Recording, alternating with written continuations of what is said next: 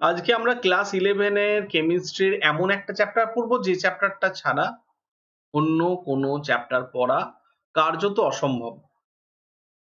এই চ্যাপ্টার সম্পর্কে একটা ছোটখাটো ধারণা আমাদের নিচু ক্লাসগুলোই হয়েছে। ক্লাস 7 এ, ক্লাস 8, 9, 10 এ সামান্য ধারণা হয়েছে।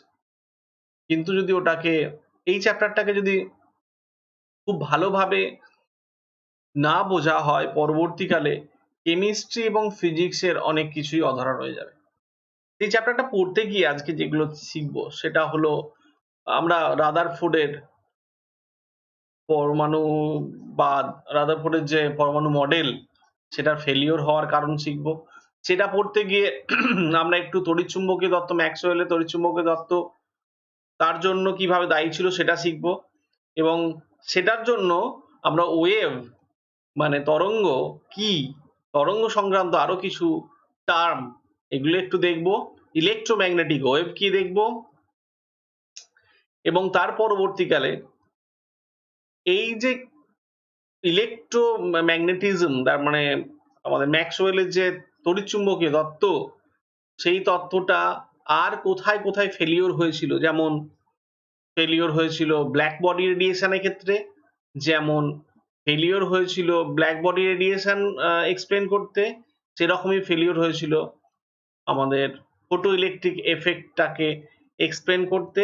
এগুলো সব পড়ে নিয়ে আমরা আজকের আজকের আলোচনাটা বোর তত্ত্বের দিকে নিয়ে যাব যতটা হবে।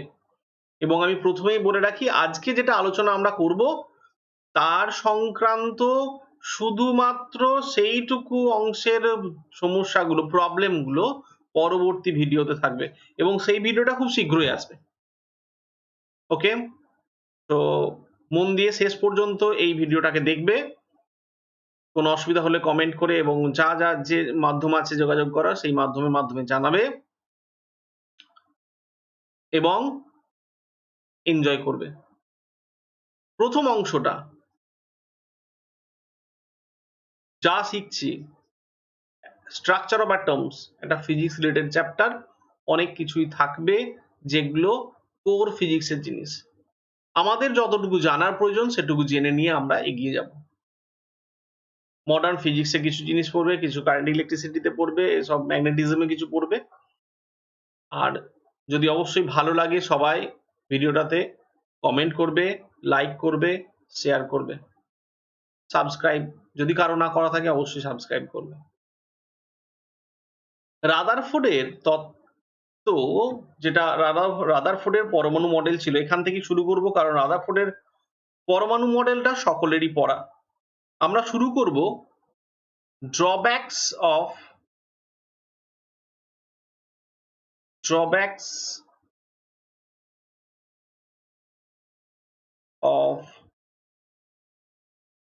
Of রাদারফোর্ডস model.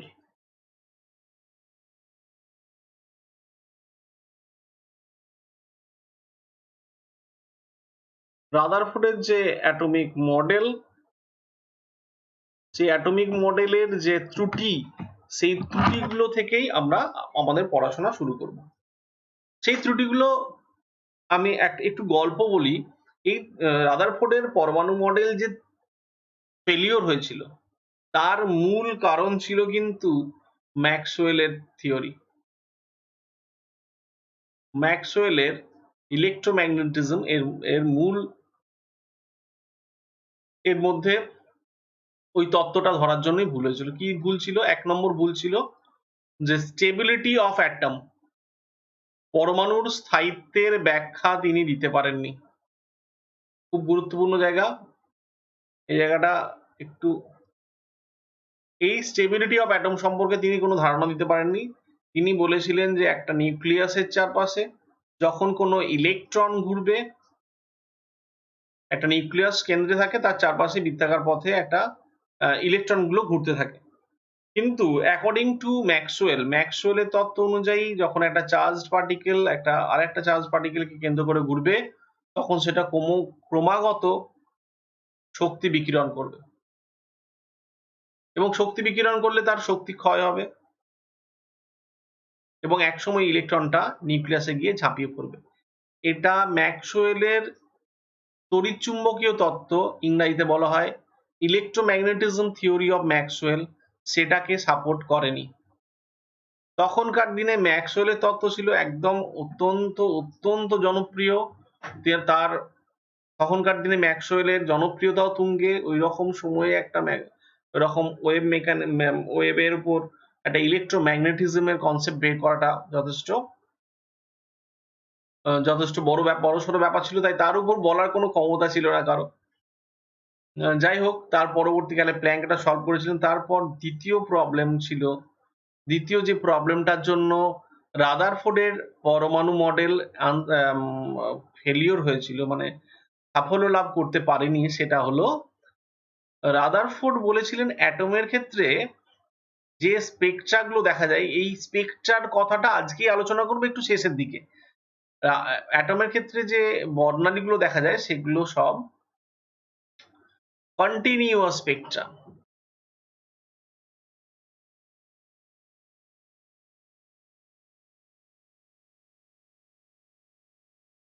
কিন্তু বাস্তবে অ্যাটমিক স্পেকট্রা কিন্তু লাইন স্পেকট্রা, কন্টিনিউয়াস স্পেকট্রা দেখা যায় না, অ্যাকচুয়ালি দেখা যায় লাইন স্পেকট্রা দেখা যায়। এগুলো কি, এগুলো তোমরা এখন জানো না, আজকেই আমরা আলোচনা করব। এই লাইন স্পেকট্রা কেন দেখা যায় তার কোনো, এবং কন্টিনিউয়াস স্পেকট্রা, দেখ প্রথমত স্টেটমেন্টটাই ভুল ছিল।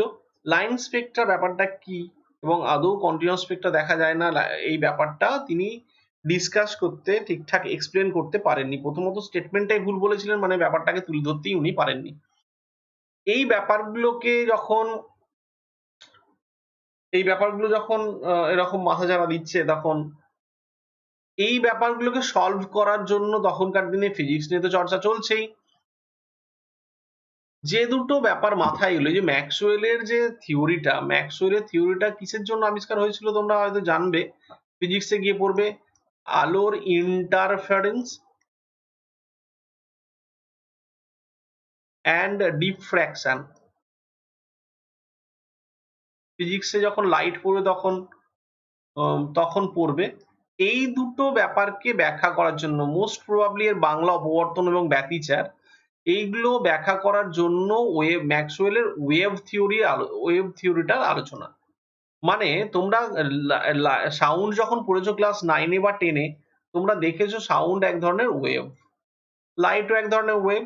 এই লাইটের এই ওয়েভ নেচারটাকে ব্যাখ্যা করার জন্য, এই ইন্টারফারেন্স এবং ডিফ্র্যাকশন ব্যাখ্যা করার জন্য ওয়েভ নেচারের ইন্ট্রোডাকশন হয়েছিল বিভিন্ন রকম ভাবে।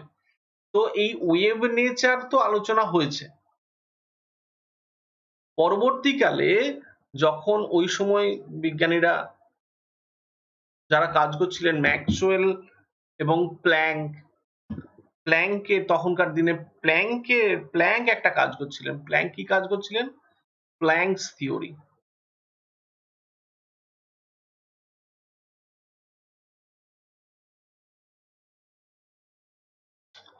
প্ল্যাঙ্ক তখন দুম করে বলে দিলেন যে কোনো একটা পার্টিকেল যখন এনার্জি অ্যাবজর্ব করবে, মানে যখন এনার্জি শোষণ করবে,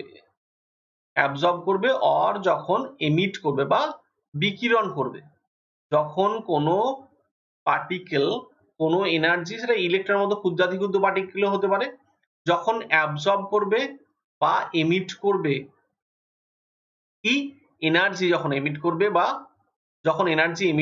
বা অ্যাবজর্ব করবে, তখন এনার্জির প্যাকেট আকারে ছাড়বে, প্যাকেট অফ এনার্জি আকারে ছাড়বে।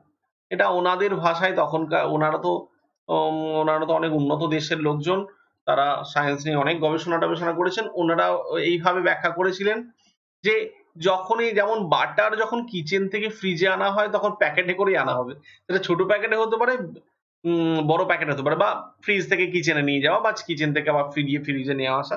যাই হোক, ফ্রিজ থেকে যখন কিচেনে নিয়ে যাওয়া হবে তখন সেটা বাটারের একটা প্যাকেটই হবে, সবসময় ছোট হতে পারে, বড়ও হতে পারে। আমি ব্যাপারটাকে অন্যভাবে বলছি, প্যাকেট অফ এনার্জি মানে যখনই কোনো একটা ম্যাটার। এই জায়গাটা খুব গুরুত্বপূর্ণ, মন দিয়ে শোনো। যদিও এখান থেকে প্রশ্ন খুব একটা বেশি আসে না, তবুও যেটুকু আসে সেটুকুর জন্য খুব কাজে লাগবে। এগুলো কোর ফিজিক্স এর জিনিস। যখন ইলেকট্রন যখন এনার্জি অ্যাবজর্ব করবে, তখনও একটা নির্দিষ্ট অ্যামাউন্টের মাল্টিপল আকারে অ্যাবজর্ব করবে। যেমন ধরো একটা বাটারের প্যাকেট 50 গ্রামের হতে পারে, 100 গ্রামের হতে পারে, 150 গ্রামের হতে পারে, 200 গ্রামের হতে পারে, 500 গ্রামের হতে পারে। আমি এইভাবে বলছি আরকি। মানে it's a multiple of 50 grams. বোঝা যাচ্ছে ব্যাপারটা? আমি একটা ছোট্ট এক্সাম্পল দিই। মানে বলা হচ্ছে ওখানে যখন রেডিয়েশনটা হবে, যখন অ্যাবজর্পশন হবে বা যখন এমিশন হবে, যখন এমিশন কোনো একটা ইলেকট্রন যখন এনার্জি ছাড়বে, কেন ছাড়বে? যখনই মানে যখন এনার্জি গ্রহণ করবে বা ছাড়বে, কেন ছাড়বে? সেগুলো সব আমরা একটু পরে আলোচনা করছি। সেগুলো কিভাবে হবে? একটা এনার্জির প্যাকেট অনুযায়ী। মানে হলো, মানে একটা ছোট্ট এক্সাম্পল, মানে এটাকে বলা হয় কোয়ান্টাইজেশন। এই ঘটনাটাকে বলা হয় বিজ্ঞানের ভাষায় কোয়ান্টাইজেশন।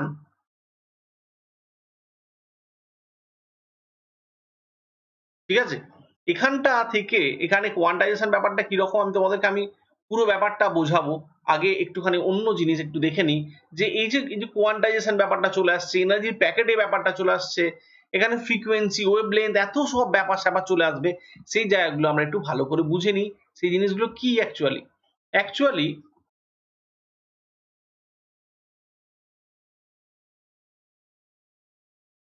দেখো, ওয়েভ মানে হচ্ছে এরকম একটা ওয়েভি পাথ, মানে হলো এরকম ups and downs, ups and downs, ups and downs এইভাবে চলে।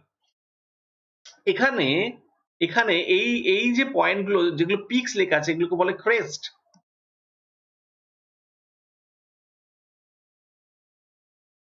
এগুলোকে বলা হয় crest. Peaks or peaks or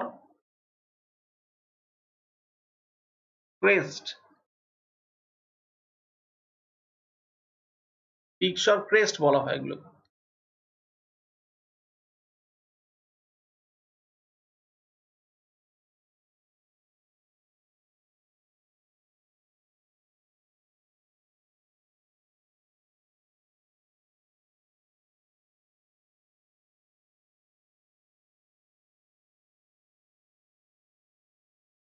peaks or crest.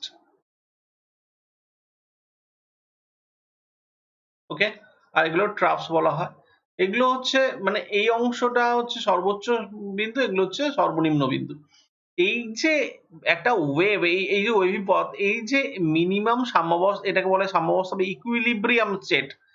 যেমন ধরো একটা পেন্ডুলাম ধরো, একটা পেন্ডুলাম এই জায়গায় স্টেবল থাকে, এই জায়গা থেকে এই জায়গায় আসছে, আবার ধরো এই জায়গায় ঘড়ির যে পেন্ডুলাম থাকে। তাহলে এইখান থেকে ইকুইলিব্রিয়াম থেকে এই যে ম্যাক্সিমাম যাচ্ছে, এটাকে এটাকে বলা হচ্ছে অ্যামপ্লিচিউড। এই যে এইটাকে বলা হচ্ছে অ্যামপ্লিচিউড। খুব ভালো করে মন দিয়ে বুঝবে। এটাও হচ্ছে অ্যামপ্লিচিউড, এটাও হচ্ছে অ্যামপ্লিচিউড, এটাও অ্যামপ্লিচিউড, এটাও অ্যামপ্লিচিউড, এগুলো সব অ্যামপ্লিচিউড। বোঝা গেছে? এখন এই একটা ওয়েভের একটা এরকম ম্যাক্সিমাম এই ক্রেস্ট থেকে পরের ওয়েভটার ম্যাক্সিমাম ক্রেস্ট, এই যে ডিসটেন্সটা, এটাই হচ্ছে ওয়েভলেন্থ, যেটাকে ল্যামডা দ্বারা প্রকাশ করা হয়। ক্লাস 9 এ তোমরা সাউন্ড যখন পড়েছো তখন তোমরা পড়ে এসছো ওয়েভলেন্থ কে ল্যামডা দ্বারা প্রকাশ করা হয়। আমি বোঝাতে পারলাম? এবার পরেরটায় আসি। ওয়েভলেন্থ বুঝলাম, এখানে অ্যামপ্লিচিউড কি বুঝলাম? কি বুঝলাম এখানে? ওয়েভলেন্থ, অ্যামপ্লিচিউড, আর কি বুঝলাম? ক্রেস্ট বা পিকস কাকে বলা হয় আর ট্রাফস কাকে বলা হয়। পরেরটায় আসি।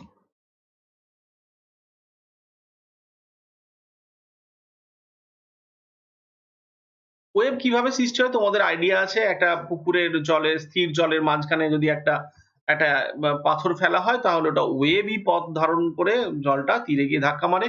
এছাড়াও ধরো দুই ব্যক্তি দুদিকে একটা লম্বা দড়ি ধরে যদি এরকম ভাবে আম দোলাতে থাকে, তাহলে সেখানে একটা ওয়েভি পাথ তৈরি হয়। এই আইডিয়া তোমাদের আছে।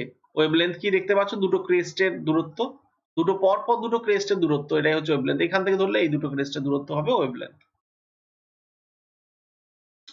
এখন ইলেকট্রোম্যাগনেটিক ওয়েভ, যে ওয়েভের তত্ত্ব, যে ইলেকট্রোম্যাগনেটিক ওয়েভের কথা বিজ্ঞানী ম্যাক্সওয়েল বলেছিলেন, যে একটা ইলেকট্রিক কারেন্ট যদি পাঠানো হয় কোনো একটা তারের মধ্য দিয়ে, তার চারপাশে একটা তড়িৎ ক্ষেত্রের যেমন সৃষ্টি হয়, সেরকম একটা চৌম্বক ক্ষেত্রেরও সৃষ্টি হয়। ক্লাস 10 এ তোমরা পড়েছো, একটা ম্যাগনেটিক ফিল্ড তৈরি হয়।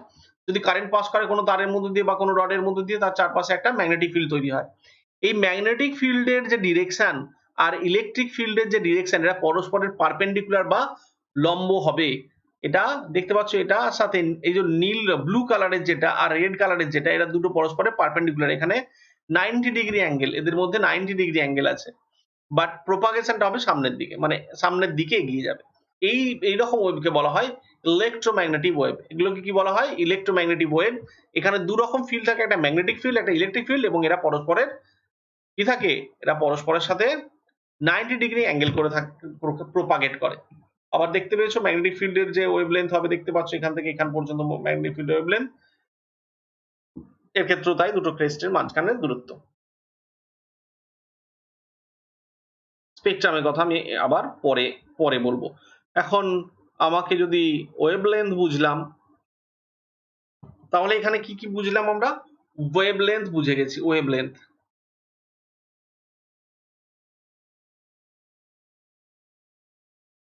ওয়েভলেন্থকে কি দ্বারা প্রকাশ করে? ল্যামডা দ্বারা প্রকাশ করা হয়, আমরা জানি। আবার কি পড়েছি সাউন্ডে?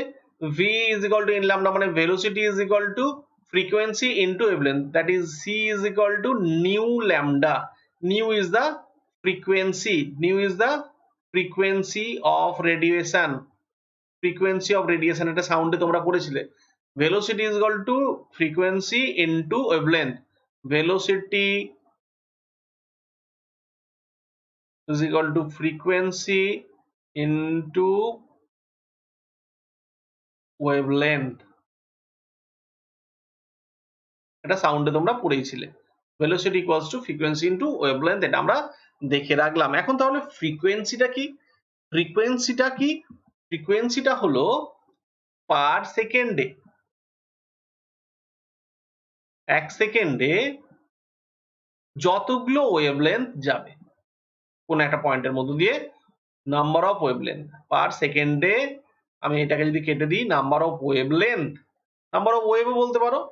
ওয়েভলেন্থ মানে ল্যামডা, মানে ল্যামডা মানে একটা ওয়েভ বোঝায়, পার সেকেন্ড। তাহলে তাহলে ফ্রিকোয়েন্সিটা কি? ফ্রিকোয়েন্সিটা হলো নাম্বার অফ ওয়েভলেন্থস পার সেকেন্ড। ফ্রিকোয়েন্সিটা হলো নাম্বার অফ ওয়েভলেন্থস পার সেকেন্ড। তাহলে ভেলোসিটি তো আমরা জানি, নাম্বার অফ ওয়েভলেন্থস পার সেকেন্ড। আর একটা ওয়েভলেন্থ মানে হচ্ছে ল্যামডা দূরত্ব, তাহলে নিউটা ওয়েভলেন্থ ফ্রিকোয়েন্সি ধরা হচ্ছে, মানে নিউ ধরা হচ্ছে, মানে নিউটা ওয়েভলেন্থ। টোটাল ডিসটেন্স কত যাচ্ছে? নিউ ইন্টু ল্যামডা, ওটাই হচ্ছে ভেলোসিটি, 1 সেকেন্ডে যতটা যায়।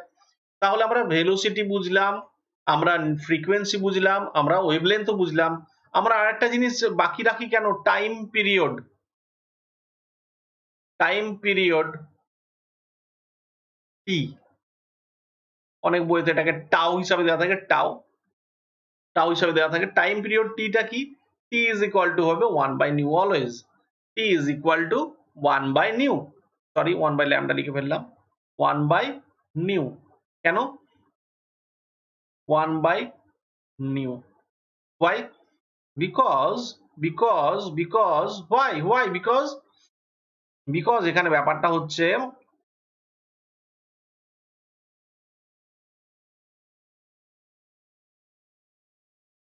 বিকজ টাইম পিরিয়ড মানে হলো একটা ওয়েভের জন্য, টাইম পিরিয়ডের ব্যাপারটা হলো একটা ওয়েভ মুভ করতে, কোন একটা পয়েন্টের মধ্যে মুভ করতে কত সময় লাগবে।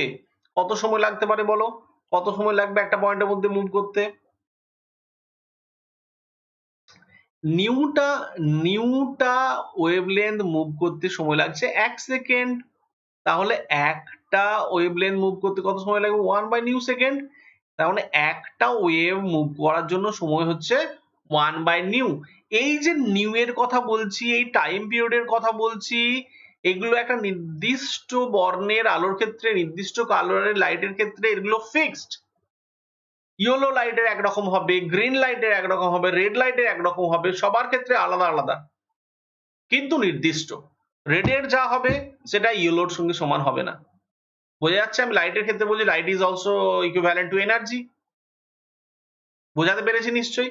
তাহলে এই যে ব্যাপারগুলো ফ্রিকোয়েন্সি অফ লাইট, মানে এই যে কোয়ান্টাইজেশন এর ব্যাপারটা এলো, উনি এটাই বলছিলেন যখন রেডিয়েশনটা হবে তখন, যখন রেডিয়েশনটা হবে কোন একটা যখন ম্যাটার থেকে এনার্জি বেরোবে, দ্যাট মাস্ট বি, সেই এনার্জিটা must be proportional to nu, that must be proportional to the frequency of light, the frequency of radiation. এখন এই proportionality সাইনটা তুললে E is equal to হয়ে যাবে h nu, E is equal to হবে h nu।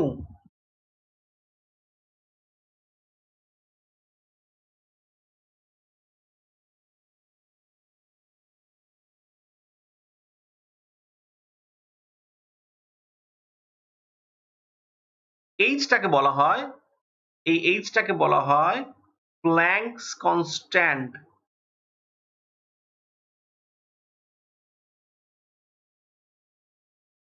এইখানে একটা সমস্যা সৃষ্টি হলো। কি সমস্যা সৃষ্টি হলো আমরা আসছি।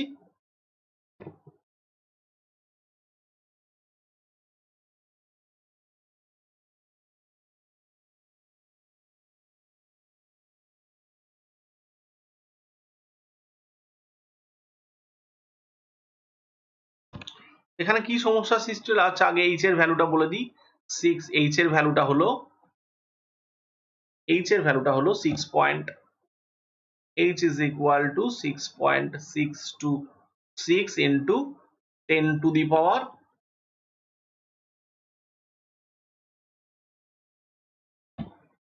10 to the power minus 27 arg second is equal to 6.626 10 to the power minus 30। এটা মনে রাখতে হবে, জুল সেকেন্ড, পার সেকেন্ড নয় কিন্তু জুল সেকেন্ড আর্গ সেকেন্ড। এখন যে ব্যাপারটা আমাদের যেটা অত্যন্ত প্রয়োজন সেটা হচ্ছে আর কিছু নয়, যেটা অত্যন্ত প্রয়োজন সেটা হলো যে এই কোয়ান্টাইজেশন ব্যাপারটা কি, কোয়ান্টাইজড ব্যাপারটা বলতে কি বোঝায়? যখনই এনার্জি বেরোবে তখন যেখান থেকে হলুদ লাইট বেরোবে, হলুদ রঙের আলো বেরোবে, সেখান থেকে হলুদ রঙের বা ইয়েলো কালারের লাইটই বেরোবে সবসময়। তার মানে নিউটা তো ফিক্সড, সেখানে তো নিউটা ফিক্সড, আবার এইচটাও ফিক্সড। তার মানে ইয়েলো লাইট কখনো হালকা ইয়েলো বেরোতে পারে, কখনো ডিপ ইয়েলো বেরোতে পারে। That means H new, yellow লাইটের যদি ফ্রিকোয়েন্সি নিউ হয় তাহলে এই এইচ নিউটা কনস্ট্যান্ট। কখনো এইচ নিউ বেরোতে পারে, কখনো 2h নিউ বেরোতে পারে, কখনো 3h নিউ বেরোতে পারে, কখনো 4h নিউ বেরোতে পারে। এইটা কখনো অ্যাকর্ডিং টু প্ল্যাঙ্কের থিওরি এই ভ্যালুগুলো কখনো h নিউ এর ফ্র্যাকশন হবে না। মানে 1h new, 2h new, 3h new, 4h new হতে পারে, কখনো 0.5h নিউ হবে না, কখনো 1.3h নিউ হবে না। এটাই কোয়ান্টাইজেশনের রুল। এবার কোয়ান্টাইজেশন ব্যাপারটা কি, ব্যাপারটা আমি তোমাদেরকে একটা সহজ এক্সাম্পল দিয়ে বুঝিয়ে দিই। ধরো তোমার বার্থডে আছে, তুমি স্কুলে গিয়ে সবাইকে জেমস খাওয়াবে। তুমি 5 টাকা দামের জেমস পার ফ্রেন্ড, 5 টাকা দামে একটা করে জেমস খাওয়াবে। জেমসের প্যাকেটে 10টা করে চকলেট আছে। ধরো জেমসের প্যাকেটে 10টা করে চকলেট আছে, তাহলে তুমি প্রত্যেককে একটা করে প্যাকেট যদি দাও তাহলে 10 জেমস। যদি দুটো প্যাকেট দাও, কাউকে ধরো একটু বেশি ভালোবাসো, তার জন্য দুটো প্যাকেট মানে 20 জেমস।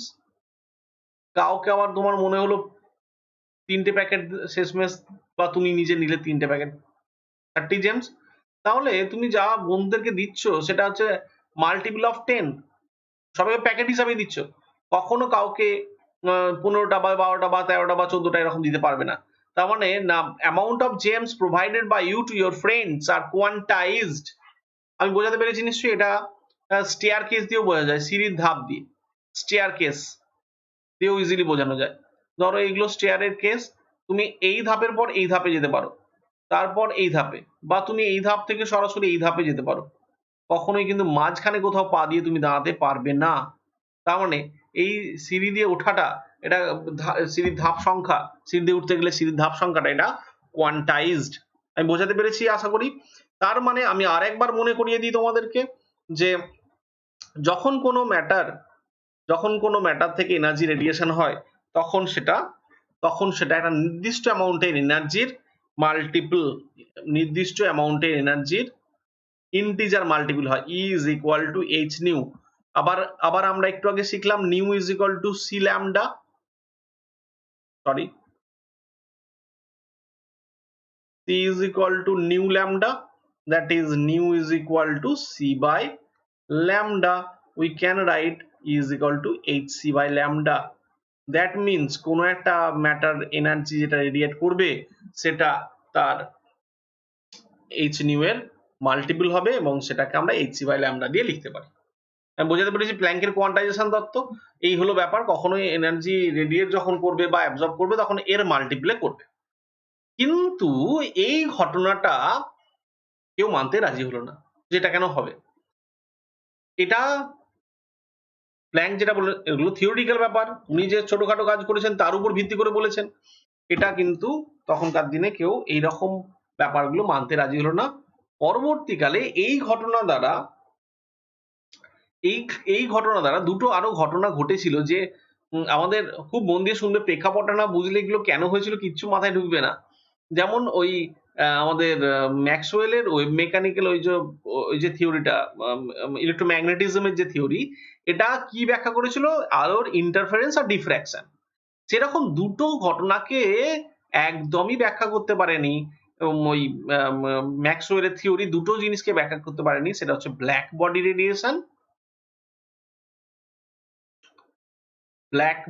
রেডিয়েশন,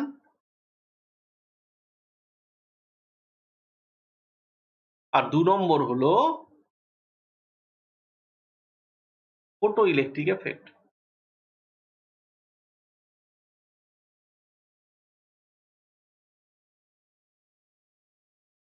এই দুটোকে ব্যাখ্যা করতে পারেনি। তাহলে ব্ল্যাক বডি রেডিয়েশন ব্যাপারটা কি আমি একটুখানি বলে দিই তোমাদেরকে। ব্ল্যাক বডি, এখন আমরা পড়বো ব্ল্যাক বডি রেডিয়েশন। এই পর্যন্ত সবাই বুঝতে পেরেছো নিশ্চয়ই? আমরা এখন পড়বো black body radiation, BBR, black body radiation. Black body radiation মানে কি হলো? এমন একটা বডি, ব্ল্যাক বডি মানে ব্ল্যাক হতে হবে তার কারণে, তবে ব্ল্যাক কম্পাউন্ড, ব্ল্যাক কালার সব রকম লাইটকে অ্যাবজর্ব করে নেয়। সানলাইটের মধ্যে যে সমস্ত লাইট আছে তার মধ্যে এক্স রে আছে, ইউভি আছে, মানে আল্ট্রাভায়োলেট, এক্স রে, আইআর, এগুলো সব আছে। এগুলো ভিজিবল নয়, এগুলো সব ইনভিজিবল, এগুলো চোখে দেখতে পায় না। কিন্তু কিছু ভিজিবল লাইটও আছে। ভিজিবল লাইট কটা? 7টা আছে, ভিভ, জিওর, তোমরা জানো। এদের ওয়েভলেন্থ হয় মোটামুটি 3800 অ্যামস্ট্রং থেকে 7600 অ্যামস্ট্রং এর মধ্যে। এর মধ্যে তাদের ওয়েভলেন্থটা হয় ভিজিবল। বিভিন্ন বইতে বিভিন্ন, কোনো বইতে 4000 থেকে 7800 এরকম দেওয়া থাকে। মোটামুটি এটা একটা রেঞ্জ। ভিজিবলের যে রেঞ্জ ওয়েভলেন্থে সেটা হলো 3800 অ্যামস্ট্রং থেকে 7600 অ্যামস্ট্রং এর মধ্যে। যখন এই সানলাইট পড়ে কোন একটা ম্যাটারের মধ্যে, তখন 3 রকম ঘটনা ঘটতে পারে। একটা হচ্ছে রিফ্লেকশন হতে পারে,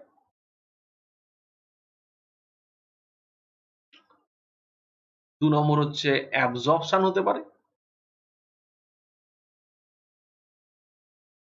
3 নম্বর হতে পারে ট্রান্সমিশন।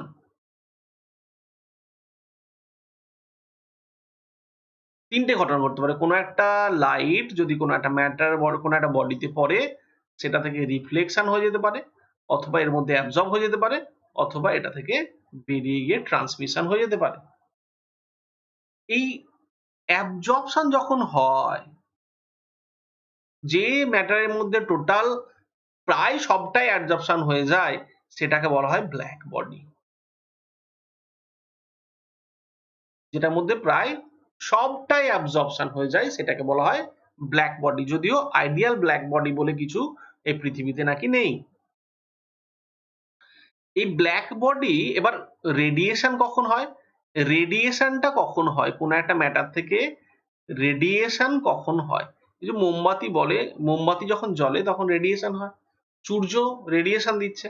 এই রেডিয়েশনটা হওয়ার কারণটা হচ্ছে নাকি যে ম্যাটারটা, একটা ম্যাটারের টেম্পারেচার যদি তার সারাউন্ডিংস এর টেম্পারেচারের থেকে বেশি হয়, ম্যাটার টেম্পারেচার যদি গ্রেটার দ্যান সারাউন্ডিংস টেম্পারেচার যদি হয়, তখন রেডিয়েশন হয়।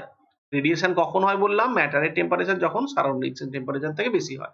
এখন যখন কোনো একটা রেডিয়েশন ওই ম্যাটারের উপর পড়বে, সেই রেডিয়েশনটা পড়ার ফলে যদি সব অ্যাবজর্ব হয়ে যায়, তাহলে ওই ম্যাটারটার টেম্পারেচার বেড়ে যাবে। আস্তে, আস্তে সে রেডিয়েট করতে শুরু করবে। এই রকম রেডিয়েশনকে বলা হয় ব্ল্যাক বডি রেডিয়েশন। যখন এটা ব্ল্যাক বডিতে হয়, তখন সেটাকে বলা হয় ব্ল্যাক বডি রেডিয়েশন। আমি বোঝাতে পেরেছি নিশ্চয়ই? তাহলে আমি আরেকবার রিপিট করে দিচ্ছি। কোনো একটা ম্যাটারের মধ্যে যখন কোনো একটা লাইট পড়ে, তখন সেটা ৩ রকম ঘটনা ঘটতে পারে। ওই ম্যাটারের মধ্যে পড়ে তার সারফেস থেকে রিফ্লেকশন হয়ে চলে যেতে পারে, অ্যাবজর্পশন হতে পারে, আর ট্রান্সমিশনও হতে পারে, ভেদ করে চলে যেতে পারে। এখন এই ঘটনাগুলো কোনো একটা ঘটনার মধ্যে ৩ টে ঘটনাও ঘটতে পারে। এখন অ্যাবজর্পশন যেটা হয়, যেমন কার্বন ব্ল্যাক এর ক্ষেত্রে ম্যাক্সিমামটা অ্যাবজর্ব হয়ে যায়। অ্যাবজর্পশনটা কার্বন ব্ল্যাক তোমরা পড়েছো মিথেন থেকে তৈরি হয়, যেটা জুতো পালিশের ক্ষেত্রে যে কালারটা ইউজ হয়, কার্বন ব্ল্যাক ম্যাক্সিমামটাই অ্যাবজর্ব করে নেয়। ঠিক আছে? কার্বন ব্ল্যাক ম্যাক্সিমামটাই অ্যাবজর্ব করে নেয়।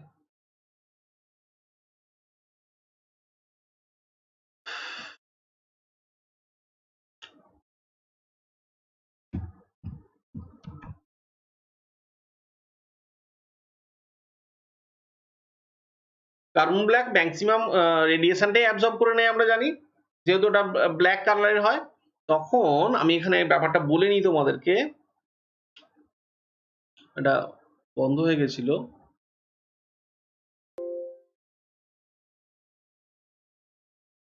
কার্বন ব্ল্যাকের ক্ষেত্রে কি ঘটনাটা ঘটে, যখন এই কার্বন ব্ল্যাকটা, এটা কি করেছিলেন বিজ্ঞানীরা, একটা এরকম সরু ছিদ্রওয়ালা একটা আইডিয়াল ব্ল্যাক বডি বানানোর চেষ্টা করেছিলেন। এর মধ্যে ব্ল্যাক কোট দিয়ে, কার্বন ব্ল্যাকের কোটিং দিয়ে দিয়েছিলেন, কার্বন ব্ল্যাকের কোটিং। পুরো ফিজিক্সের ব্যাপার এগুলো, আমাদের এতটা না জানলেও চলবে, জাস্ট একটু বলে দিচ্ছি আমি, কার্বন ব্ল্যাকের কোটিং দেওয়া আছে, এখানে কার্বন ব্ল্যাক দেওয়া আছে, কারণ কার্বন ব্ল্যাক ম্যাক্সিমামটাই অ্যাবজর্ব করে নেয়। এবার এখান থেকে যদি আমি হোয়াইট লাইট পাঠাই, হোয়াইট লাইট যদি পাঠাই, তাহলে এটার মধ্যে দিয়ে গিয়ে এখানে গিয়ে এখানে পড়বে, এখানে পড়বে, এখানে পড়বে, এখানে পড়বে, এভাবে হবে।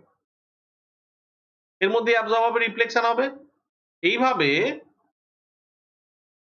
এখান থেকে আলটিমেটলি এখান থেকে আবার রেডিয়েশন শুরু হয়ে যাবে।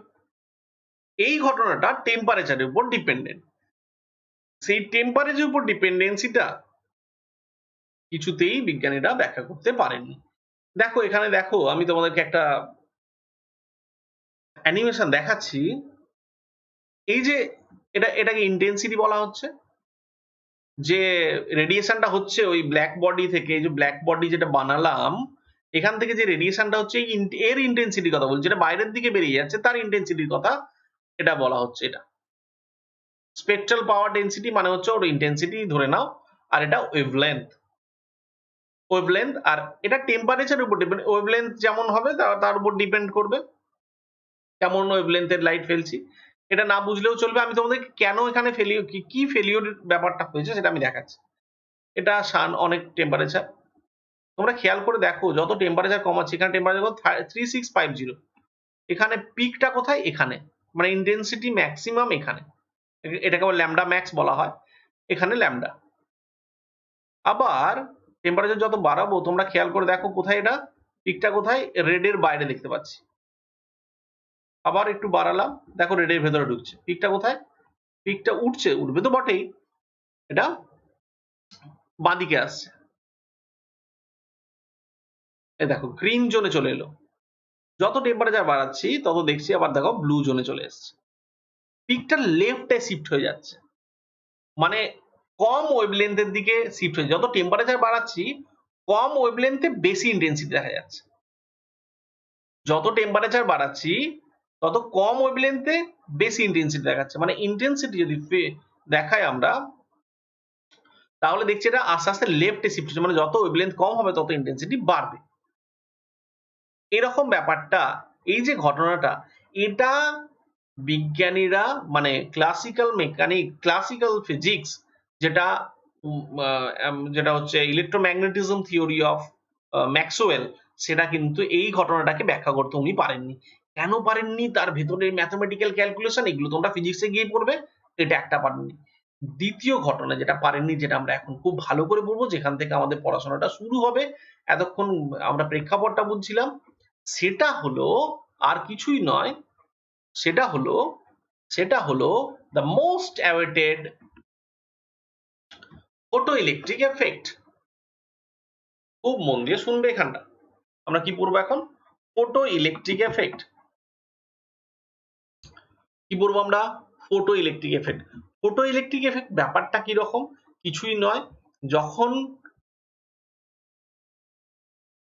এটা হলো একটা মেটাল সারফেস, এটা একটা মেটাল সারফেস দেখতে পাচ্ছ, এই যে মেটালের দণ্ডটা আছে, এটা মেটাল সারফেস। এখান থেকে লাইট সোর্স দেওয়া হয়েছে, এখানে কিছু ভোল্টেজ দেওয়া আছে, ঠিক আছে? ভোল্টেজের ভ্যালুটা বাড়ানো উচিত। যাই হোক, আমি তোমাদেরকে দেখানোর চেষ্টা করব। উম,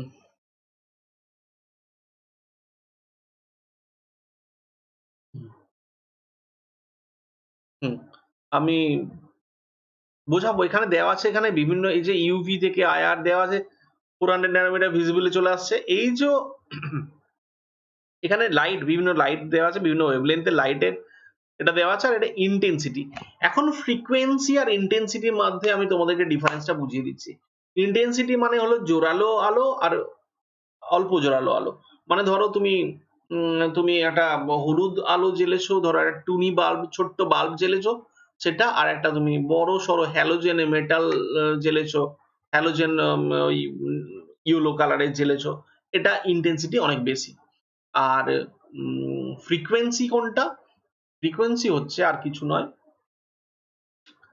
ফ্রিকোয়েন্সি হচ্ছে ওটার এনার্জিটা বেশি। বোঝা গেছে? ব্রাইটনেস যদি বেশি হয় সেটা হলো ইন্টেন্সিটি বেশি। ক্লিয়ার?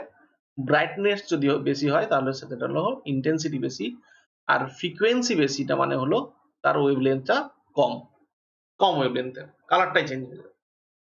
ঠিক আছে? ওয়েভলেন্থ চেঞ্জ হয়ে যাওয়া মানে কালারও চেঞ্জ হয়ে যাওয়া। এখন ব্যাপারটা হলো, আমরা খুব মন দিয়ে শুনবে, এই যে মেটাল, ধরো এটা একটা অ্যাক্টিভ মেটাল, মেটাল কি চায়? সবসময় ইলেকট্রন ডোনেট করতে চায়, মেটাল ইলেকট্রন ডোনেট করে ইলেকট্রো পজিটিভ হতে চায়।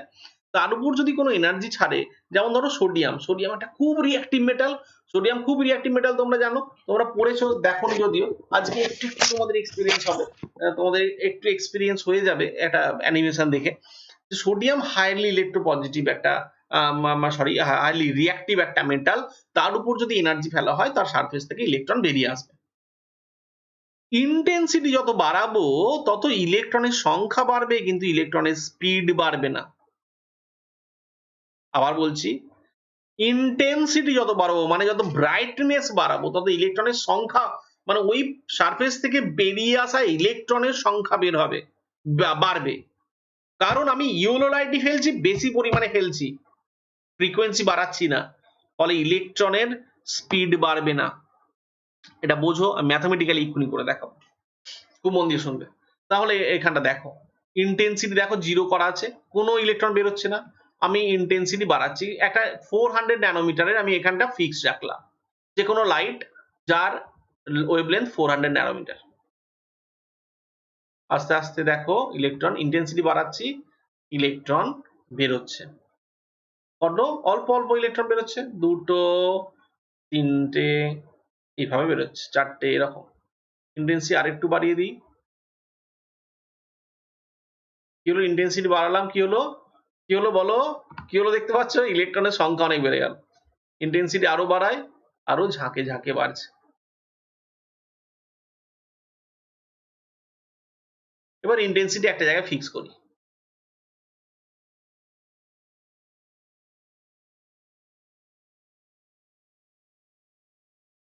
ইন্টেন্সিটি একটা জায়গায় ফিক্স করলাম, মোটামুটি কিছু সংখ্যক ইলেকট্রন বেরিয়ে আসছে মেটাল সারফেস থেকে অন্যদিকে।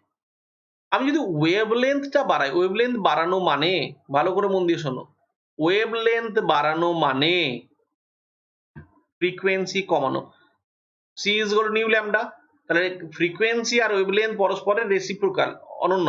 তাহলে ওয়েভলেন্থ বাড়াচ্ছি মানে ফ্রিকোয়েন্সি কমাচ্ছি। দেখো কি হয়েছে, ইলেকট্রন বেরোনোই বন্ধ হয়ে গেছে। এটা সোডিয়ামই আছে, এটা সোডিয়ামই আছে, ইন্টেন্সিটি একই আছে, কিন্তু ওয়েভলেন্থ খুব বাড়িয়ে দিয়েছি মানে ফ্রিকোয়েন্সি, মানে ইলেকট্রন গুলো এক্সাইটেড হচ্ছে খানিকটা হলেও, কিন্তু বেরিয়ে আসতে পারছে না। দেখো বেরিয়ে আসছে আবার।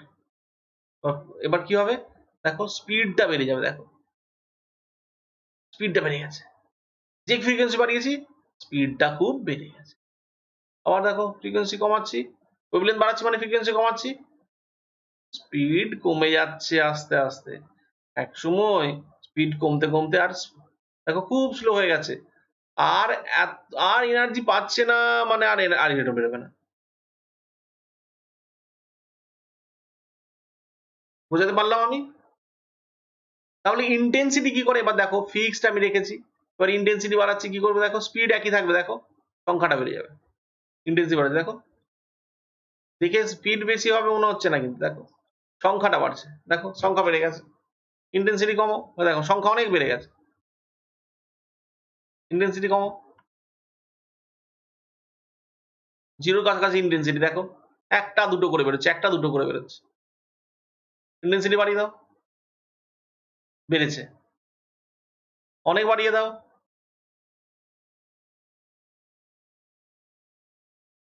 অনেক বেড়ে গেল। তার মানে ইন্টেন্সিটি কি বাড়ায়, সংখ্যাটাকে বাড়ায়। একই মেটাল, মেটাল কিন্তু ফিক্সড আছে। আর ফ্রিকোয়েন্সি কি করে, ফ্রিকোয়েন্সি যত বাড়াবো তত স্পিডটা বাড়বে। কেন এরকম হচ্ছে সেটা আমরা একটু ম্যাথমেটিক্যালি দেখব। কি ব্যাপারটা,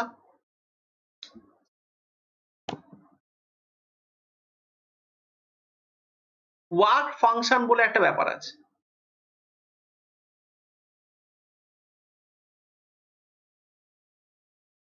যেটাকে ডাব্লিউ দ্বারা প্রকাশ করা হয়। মিনিমাম যে ফ্রিকোয়েন্সিটা লাগে কোন একটা সারফেস থেকে ইলেকট্রনটাকে বের করার জন্য, সেটাকে যদি নিউ জিরো বলা হয়, যে মিনিমাম যে ফ্রিকোয়েন্সির লাইট প্রয়োজন হয় কোন একটা সারফেস থেকে ইলেকট্রন বের করার জন্য, সেটাকে যদি নিউ জিরো দ্বারা ডিনোট করা হয়, তাহলে এর জন্য করেসপন্ডিং এনার্জিটা কি হবে, E is equal to h nu zero, আমরা জানি। এটাকেই ডাব্লিউ দ্বারা প্রকাশ করতে পারি, ওয়ার্ক ফাংশনটা হয়ে গেল এইচ নিউ জিরো। আবার বলছি, মিনিমাম থ্রেশহোল্ড এনার্জি যেটা লাগছে সেটা হলো এইচ নিউ নট বা এইচ নিউ জিরো। এটাকেই বলা হচ্ছে ওয়ার্ক ফাংশন। যে যে যে মিনিমাম ফ্রিকোয়েন্সির লাইটটা ফেললে ইলেকট্রন গুলো বেরিয়ে আসবে না, বেরিয়ে আসার উপক্রম হবে, everything the set will be ready, just বেরিয়ে আসবে না, মানে বেরিয়ে আসার জন্য একদম রেডি, আর একটু এনার্জি দিলে এনার্জিটা পেয়ে যাবে। সেটা হচ্ছে ওয়ার্ক ফাংশন।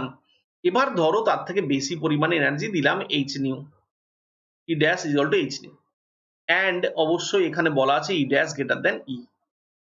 তাহলে আমি এক্সট্রা এনার্জি দিয়েছি যতটা প্রয়োজন, জাস্ট বেরিয়ে আসার জন্য যতটা প্রয়োজন তার থেকে একটু বেশি এনার্জি দিয়েছি। তাহলে ই ড্যাশ মাইনাস ই এটা কি করবে, এটা কাইনেটিক এনার্জিটাকে দেবে। এটা কি করবে, কাইনেটিক এনার্জি দেবে। এটা কি দেবে, কাইনেটিক এনার্জি। তাহলে আমি লিখতে পারি H new minus H nu zero is equal to half MV square বা কাইনেটিক এনার্জি ইকে, ই সাফিক্সে কে। এখানে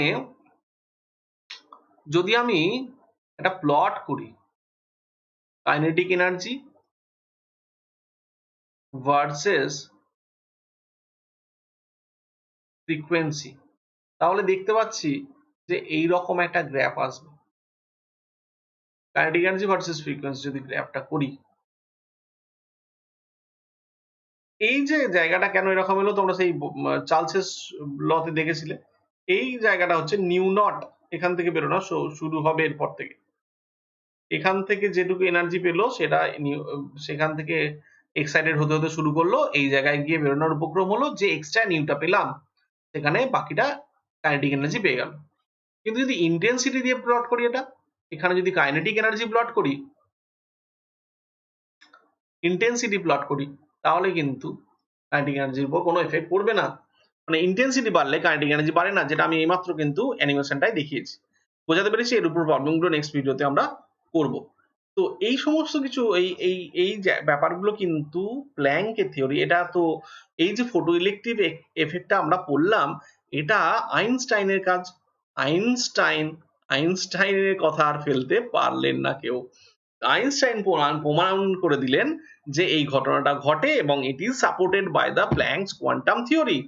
তখন এনারা দুজনে মিলে ঠিক করলেন যে তাহলে ঘটনাটা কি ঘটছে, এগুলো প্ল্যাঙ্কের থিওরি সাপোর্ট করছে, আবার ম্যাক্সওয়েলের থিওরি সাপোর্ট করছে, আলোর ইন্টারফারেন্স এবং ডিফ্র্যাকশন, সবকটাই তো প্রাকৃতিক ঘটনা, সবকটাই তো প্র্যাকটিক্যালি ঘটছে। তাহলে ঘটনাটা কি হচ্ছে? তখন তারা বললেন যে ইলেকট্রনের ডুয়াল নেচার আছে। ইলেকট্রনের ডুয়াল নেচার নিয়ে আলোচনা তখন থেকে শুরু হলো। যদিও এই কাজটা আলটিমেটলি সাকসেসফুলি একটা ফর্মুলা দিয়েছেন ডি ব্রগলি পরবর্তীকালে। তারা কি আলোচনা করলেন, যেখানে ইলেকট্রন ওয়েভের মতো আচরণ করে, প্লাস ইলেকট্রনটা একটা পার্টিকেল যার মাস আছে পার্টিকেলের মতো আচরণ করে। এখানে ইলেকট্রনের ডুয়াল নেচার সম্পর্কে আইডিয়াটা এলো। এই সমস্ত কিছু আবিষ্কার হওয়ার পর এই সমস্ত কিছুকে কাজে লাগিয়ে বিজ্ঞানী বোর, এতক্ষণ ধরে আমরা বুঝলাম যে এতক্ষণ কি চলছিল রাদারফোর্ডের থিওরির পরবর্তীকাল থেকে, এর মাঝখানে যদিও স্পেকট্রাম নিয়ে আলোচনা হয়েছে, কিন্তু আমরা যদি বোরের থিওরিটা পড়ে ফেলি তাহলে স্পেকট্রাম গুলো আলোচনা করা অনেক সহজ হয়ে যাবে। তাই আমরা এখন এটা পড়ে নেব, আমরা বোরস থিওরিটা পড়ে নেব। তো বিজ্ঞানী বোর এবার তার অ্যাটমিক স্ট্রাকচারে একটা অ্যাটমিক মডেলের উপর একটা অ্যাজাম্পশন দিলেন, কি বোরস থিওরি।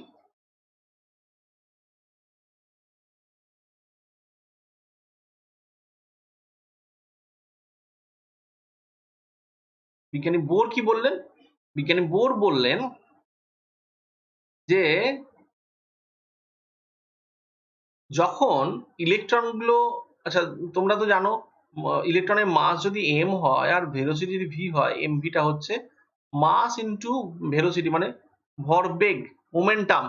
মোমেন্টাম বলে এটাকে, momentum or linear momentum or ভরবেগ। আর যদি ওটা সার্কুলার পাথে ঘোরে তখন আর দিয়ে, এটা তোমরা ক্লাস 11 ফিজিক্সে পড়বে, এটাকে বলা হয় অ্যাঙ্গুলার মোমেন্টাম।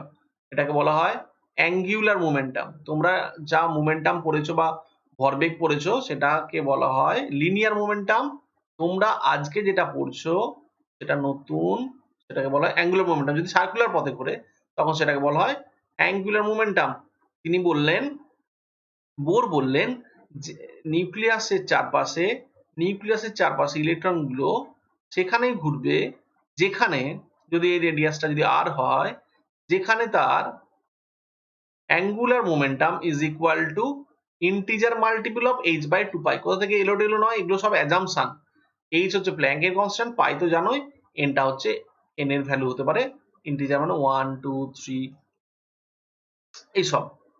আবার বলছি, ইলেকট্রনগুলো এমন অরবিটে ঘুরবে যেখানে তার অ্যাঙ্গুলার মোমেন্টামটা হবে, অ্যাঙ্গুলার মোমেন্টাম মানে এমভি, সার্কুলার পথে ঘুরছে বলে রেডিয়াস দিয়ে মাল্টিপ্লাই করতে হবে। কেন কি হবে এগুলো সব ফিজিক্সে গিয়ে পড়বে, তোমরা ডেরিভেশন করবে। NH বাই 2 পাই, এটা হচ্ছে ওনার ফার্স্ট অ্যাজাম্পশন, এগুলোর কোনো ডেরিভেশন নেই, এটা হচ্ছে বোরের অ্যাজাম্পশন। 2 নম্বর, এই পাথগুলো যখন থাকবে তখন ওই ইলেকট্রনগুলো কোনো এনার্জি এমিট করবে না। এগুলোর নাম তিনি দিলেন স্টেশনারি অরবিট। এগুলো কি নাম দিলেন তিনি? স্টেশনারি অরবিট, বা বাংলায় বলা হয় স্থায়ী কক্ষপথ। কি বলা হয়? স্থায়ী কক্ষপথ, ইংরেজিতে বলা হয় স্টেশনারি অরবিট। 3 নম্বর পয়েন্ট বললেন, যখন ইলেকট্রনগুলো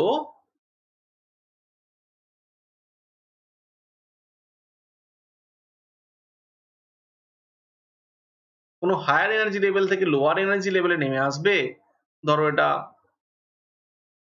n2 পাথ, এটা n1 পাথ, যখন হায়ার এনার্জি লেভেল থেকে লোয়ার এনার্জি লেভেলে নেমে আসবে, তখন যে এক্সট্রা এনার্জিটা থাকবে, E2 থেকে E1 এ একটা 2 নম্বর একটা হায়ার থেকে লোয়ারে নেমে আসছে, তার মানে এনার্জি তো কমছে, তার এক্সট্রা এনার্জিটা রেডিয়েশন হয়ে যাবে।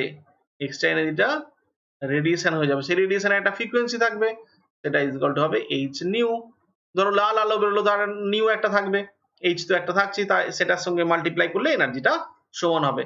E2 মাইনাস E1 কে যদি ডেল্টা E দ্বারা প্রকাশ করা হয়, তাহলে is equal to h new, new মানে সি বাই ল্যামডা। এটা হয়ে গেল বোরের পুরো থিওরিটা। আবার বলছি, বোরের থিওরিতে কি বলা হলো? বোরের থিওরিতে বলা হলো, যখন, খুব মন দিয়ে শুনবে, আমাদের গুরুত্বপূর্ণ জায়গা শুরু হয়ে গেছে, যদিও প্রেক্ষাপটটা আরো বেশি গুরুত্বপূর্ণ ছিল, না হলে বোঝা যেত না ব্যাপারগুলো। যখন কোনো ইলেকট্রন এরকম পাথে ঘুরবে, ইলেকট্রন গুলো সেই সমস্ত পাথেই ঘুরবে, নিউক্লিয়াসের চারিদিকে সেই পাথগুলোতেই ঘুরবে যেখানে তাদের অ্যাঙ্গুলার মোমেন্টামটা h/2 পাই এর ইন্টিজার মাল্টিপল হবে। n এর ভ্যালু 1 2 3 4 এসব হতে পারে, এটসেট্রা হতে পারে। এই পথগুলো যখন ঘুরবে তখন তারা কোনো এনার্জি এমিট করবে না, এগুলোকে বলা হয় স্টেশনারি অরবিট। এই অরবিটে যখন ঘুরবে তখন তাদের কোনো এনার্জি এমিশন হবে না বা অ্যাবজর্পশনও হবে না, তাদেরকে বলা হয় স্টেশনারি অরবিট। এরপর যখন হায়ার লেভেল থেকে যখন লোয়ার লেভেলে নেমে আসবে, তখন তাদের এক্সট্রা এনার্জিটা রেডিয়েশন আকারে বেরোবে, বিকিরণ হবে, কোন একটা কালার ফালার, সেটা ভিজিবল হতেও পারে, নাও পারে, তার একটা ফ্রিকোয়েন্সি থাকবে। তাহলে ওই E2 minus E1 is h nu according to Planck. প্ল্যাঙ্কের থিওরিটা এখানে কাজে লাগিয়ে দিয়েছে। এখন কারো কারো মনে হতে পারে, স্যার ইলেকট্রনটা উপর থেকে নিচে আসবে কেন? আপনি তো বললেন যে এখানে অ্যাবজর্ব করবে না বা এমিটও করবে না। আমি এখানে একটা কথা ওভারলুক আগে থেকে বলিনি, যে একটা স্যাম্পল অফ অ্যাটম, তাকে যদি হিট করা হয়, তখন সে হায়ার লেভেলে যাবে, সেখান থেকে লোয়ার লেভেলে নেমে আসবে। এই যে অ্যাবজর্ব করবে না বলা হয়েছে স্টেশনারি অরবিটে, মানে নিজে থেকে অ্যাবজর্ব করবে না, বাইরে থেকে সোর্স দিলে তো অ্যাবজর্ব করতে বাধ্য হবে। আমার একটা লোহার দণ্ড আছে, তাকে যদি আমি হিট করি, সেটা গরম হবে না? নিজে থেকে নেবে না, এক্সটার্নাল সোর্স থেকে দিলে তবেই সে গ্রহণ করবে। বোঝা গেছে বোরের থিওরি? এই ছিল বোরের থিওরি। Bohr's theory is applicable, Bohr's theory is applicable two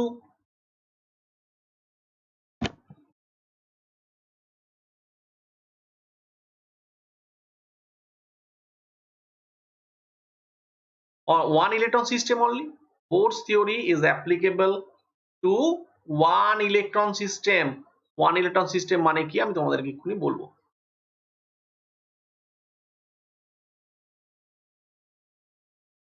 Bohr's theory is applicable to one electron system only.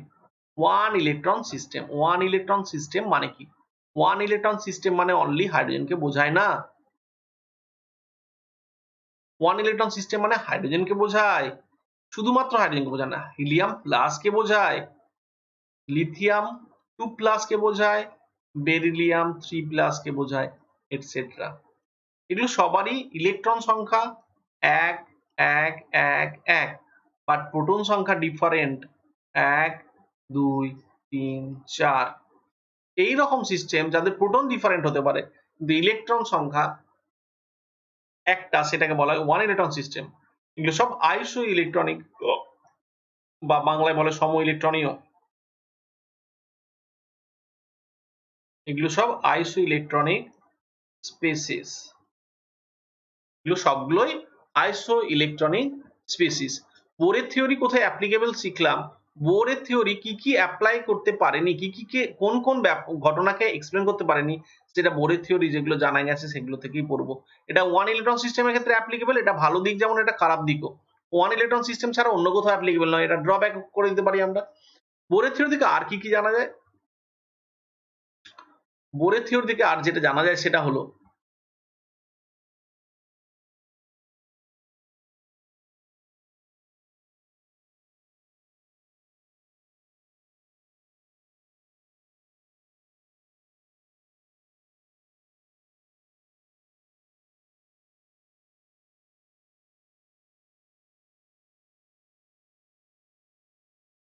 Radius, radius radius calculation.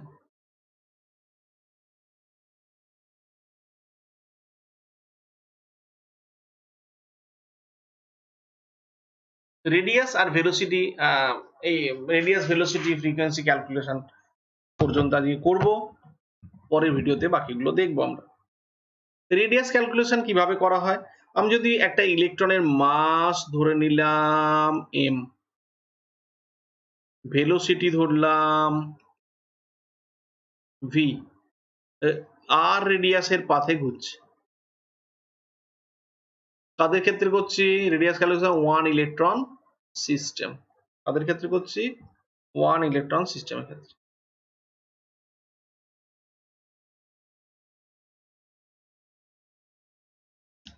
কিরকম ভাবে ভাববো আমরা, আচ্ছা, চার্জ অফ 1 ইলেকট্রন ধরে নিলাম, চার্জ অফ অ্যান ইলেকট্রন ধরলাম ই, তাহলে চার্জ অফ এ প্রোটন কি হবে, এটাও ই হবে, কেন, চার্জের ম্যাগনিটিউডটা সেম, আমি চার্জের ম্যাগনিটিউডটা শুধু নিয়েছি, সাইনটা না, একটা পজিটিভ একটা নেগেটিভ। এখন তাহলে দেখো আমি ধরে নিচ্ছি যে একটা 1 ইলেকট্রন সিস্টেম, একটা নিউক্লিয়াস, হ্যাঁ, ইলেকট্রন এরকম একটা সার্কুলার পাথে ঘুরছে, রেডিয়াসটা আর, তাহলে এদের মধ্যে একটা ফোর্স অফ অ্যাট্রাকশন কাজ করছে যেটা হচ্ছে কুলম্বিক ফোর্স অফ অ্যাট্রাকশন, এখানে একটা কুলম্বিক ফোর্স অফ অ্যাট্রাকশন,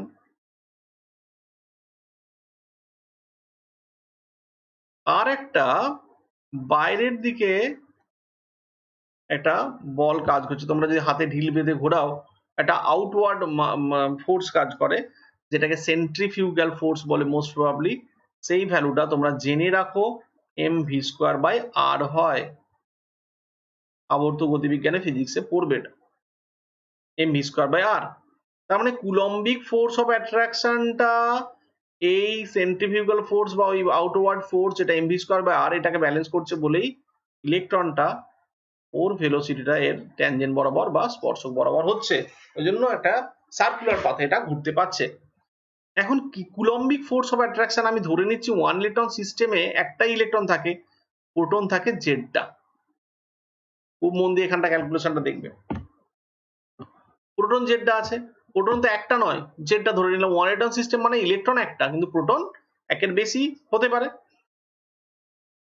তাহলে coulombic force of attraction, coulombic force of attraction is equal to কত হবে, একটা ইলেকট্রনের চার্জ ই ইন্টু জেডটা প্রোটনের চার্জ জেডি by r square into coulombic force of অ্যাট্রাকশনটাকে আমি এফ ধরে নিলাম,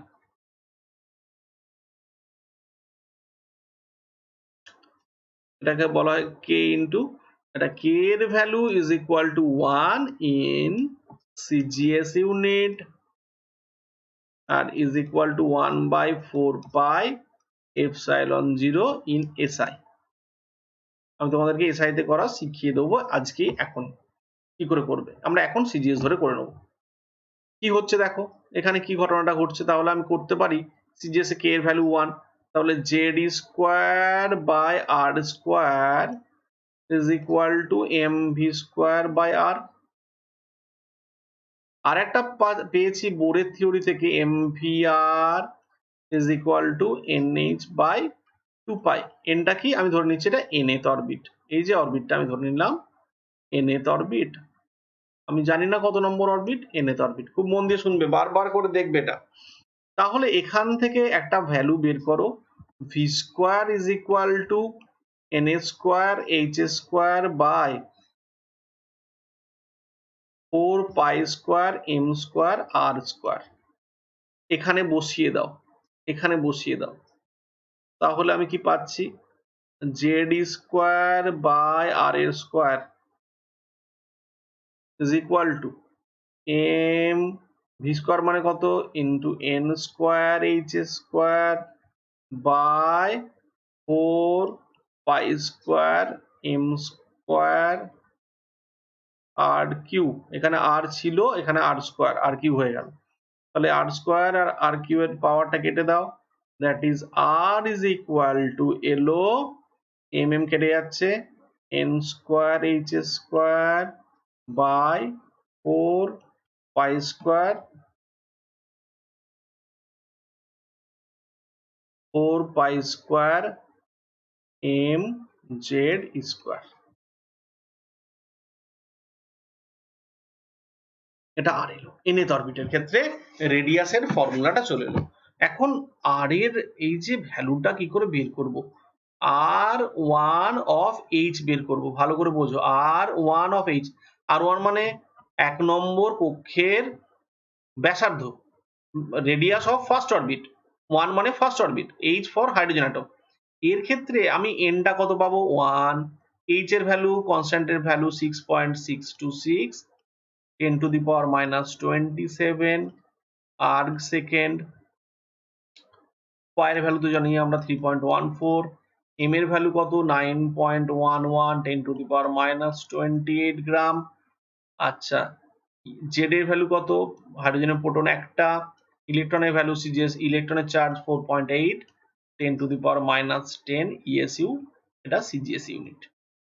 এই ভ্যালুগুলো যদি সব বসাই তাহলে r1 of h, এই ভ্যালুটা মানে হাইড্রোজেনের প্রথম অরবিটের ভ্যালু, এটা আসবে 0.529, এটাকে 53 ও ধরতে পারো, 10 to the power minus 8 semi per second, sorry এটা এত semi, is equal to 0.529 angstrom, sorry এটা মাইনাস 10 হবে। যাই হোক, এটা অ্যামস্ট্রং এ আসবে। এটা আমরা r1 of h পেয়ে গেলাম। একটা ব্যাপার খেয়াল করে দেখো, z এর ভ্যালুটাও আমি বসাইনি, h এর ভ্যালুটাও যদি না বসাতাম, এটা তো 1, তাহলে এই ভ্যালুগুলো থেকেই আমরা এই ভ্যালুটা এসছে। তাহলে আমি এখানটা লিখতে পারি কিনা দেখো তো, r is equal to r of any orbit of any one electron system, আমি লিখতে পারি কি r is equal to, ওখানটা লিখতে পারি, এটা কেটে দাও, এটা কেটে দাও, r is equal to আমি লিখতে পারি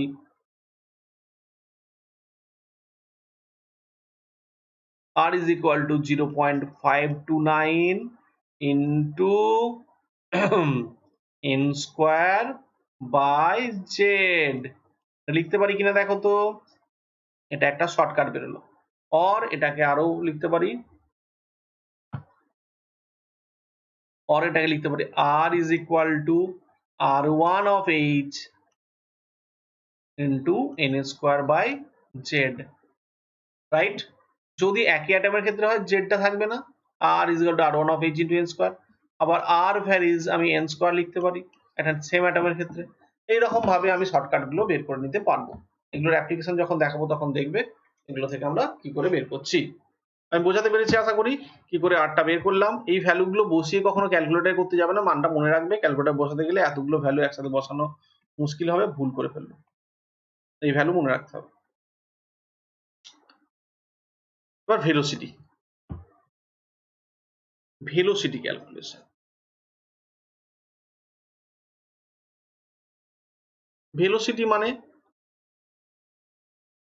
আমরা তো পেয়ে গেছি mvr is equal to nh by 2 pi,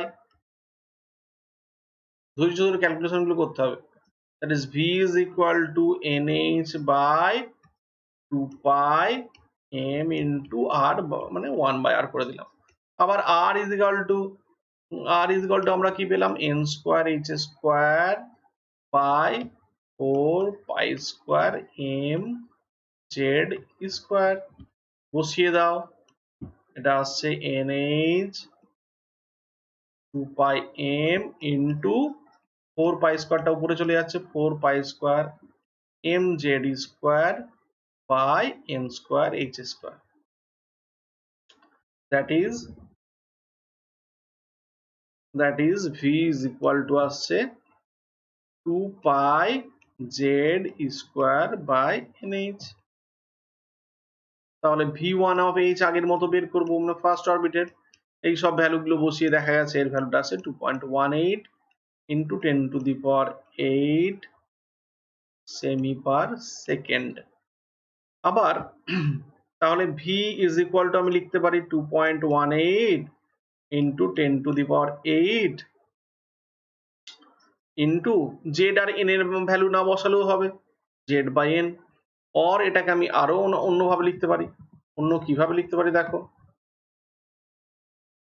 এটা 1 নম্বর হলো শর্টকাট, এটা 2 নম্বর শর্টকাট, 3 নম্বর একই জিনিসকে আমি বারবার লিখছি v1 of h into z by n হয়ে গেল। এইভাবে আমরা ফর্মুলা গুলো বানাতে পারি। এবার আমরা চলে আসবো অন্য একটা ব্যাপারে। একবার একটা নিউক্লিয়াসের চারিদিকে একটা ইলেকট্রন কতবার ঘোরে 1 সেকেন্ডে? নাম্বার অফ rotation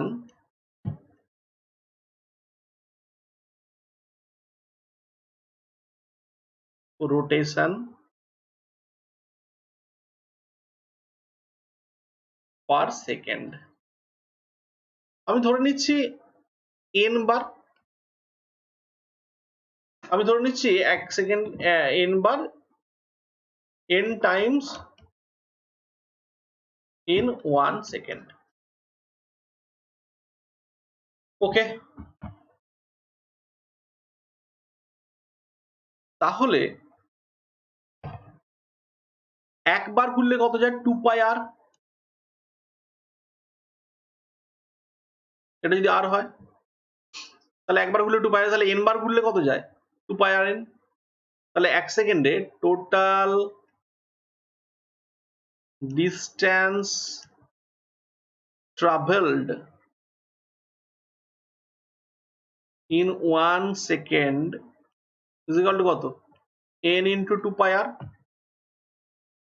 1 সেকেন্ডে যতটা যায় সেটাই তো velocity, that is v is equal to 2 pi r into n, that is আমি লিখতে পারি n is equal to v by 2 pi r।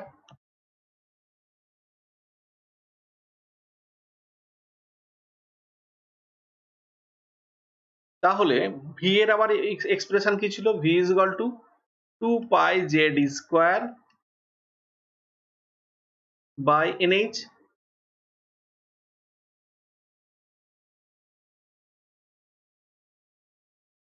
আবার r এর এক্সপ্রেশন কি ছিল? n square h square by, বাইটা উপরে চলে যাবে 4 pi square m z square. তাহলে এখানে পাই পাই কেটে গেল, 2 2 কেটে গেল, তাহলে 4 pi square m z square e4 by n Q h Q. তাহলে n টা এসে গেল এটা। তাহলে এটাকে যদি আমি ওই ফর্মুলায় ফেলি, মানে নাইট্রোজেন নাম্বার অফ n এর ভ্যালুটা z এর ভ্যালুটা না যদি বসে, তাহলে হাইড্রোজেনের ভ্যালু পাওয়া যাবে। তাহলে এইসব ভ্যালুগুলো তো সব আমরা জেনেই গেছি। সেই ভ্যালুগুলো বসিয়ে যদি আমরা n1 of h মানে হাইড্রোজেনের 1 নম্বর কক্ষে 1 সেকেন্ডে ইলেকট্রনটা কতবার ঘোরে এই ভ্যালুটা দেখে যদি নিই, সেই ভ্যালুটা আছে 6.56 into 10 to the power 15 hertz. মানে 1 সেকেন্ডে একটা ইলেকট্রন হাইড্রোজেনের চারপাশে, হাইড্রোজেন অ্যাটমের ক্ষেত্রে তার নিউক্লিয়াসের চারপাশে এতবার ঘোরে। তাহলে আমি খুব সহজেই এটাকে বের করে নিতে পারি। n varies as, আমি এখানে এটাও z square by n cube একটা ফর্মুলা পেতে পারি একটা সেম অ্যাটমের ক্ষেত্রে, বা 1 বাই n কিউ ডিফারেন্ট অ্যাটমের ক্ষেত্রে, z square by n cube, আর সেম অ্যাটমের ক্ষেত্রে n varies as 1 by n cube. অথবা আমি একদম যদি ভ্যালু বের করতে চাই, n is equal to 6.56 10 to the power 15 direct value বেরোবে, কিন্তু এটার উপর প্রবলেম কম পড়ে, ওই জন্যই ভবিষ্যতে আসতে পারে। এটা হচ্ছে বেস্ট ফর্মুলা। ব্যাস, আমরা 3টে জিনিস শিখলাম, সব ব্যাপারগুলো যেগুলো বলেছিলাম করলাম, ভেলোসিটি, রেডিয়াস এবং frequency of rotation per second around the nucleus.